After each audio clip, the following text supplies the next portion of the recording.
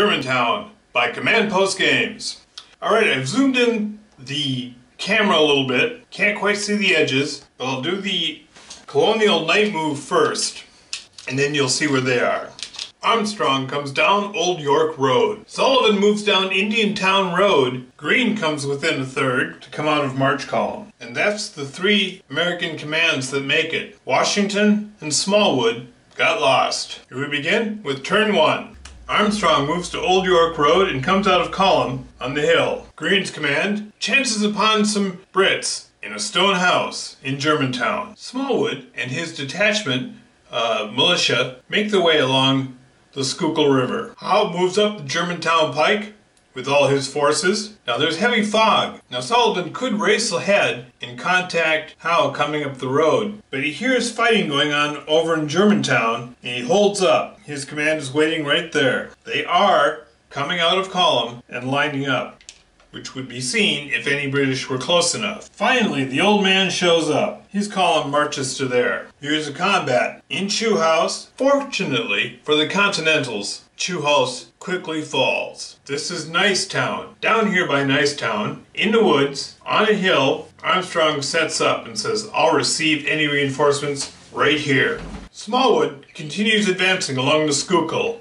Sullivan, hearing cheers from his Continental friends in Germantown, swings wide to the Limekiln Road. Remember, with the fog, these two commands can't see each other. Washington moves up to center himself between his two commands. Green moves to secure his flank and anchor it on the Wissahickon River. Green plans on moving along the Wissahickon River, scraping any British they find like barnacles right off the edge. Howe puts his reserves on the map.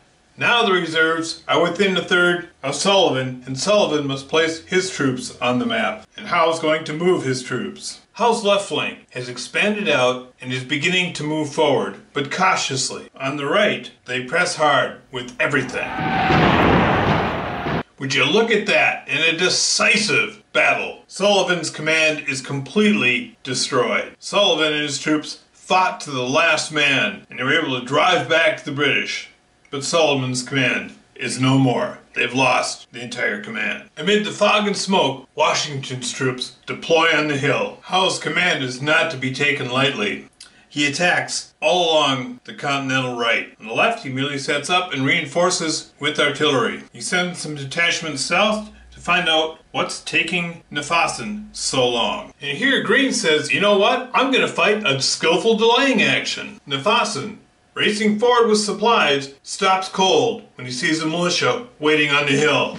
Smallwood marches to the sound of the gunfire, and Armstrong's militia charges down from the hill and captures the British baggage. The Germantown pike, right along here, is the British line of communications, the British supply line. It's been captured, compromised. The British are forced to fall back. The Continental forces claim another victory. Good game. Now, one observation I'd like to make is that although the British army looks superior, if you just look at the forces that are arrayed on the map, you have to realize that they are operating in hostile territory, a long way from home. They have to watch their supply lines. They have to leave part of their army back guarding stuff. Well, I don't know about you, but I definitely learned something about fighting in the Americas in the 18th century. Thank you, pub battles.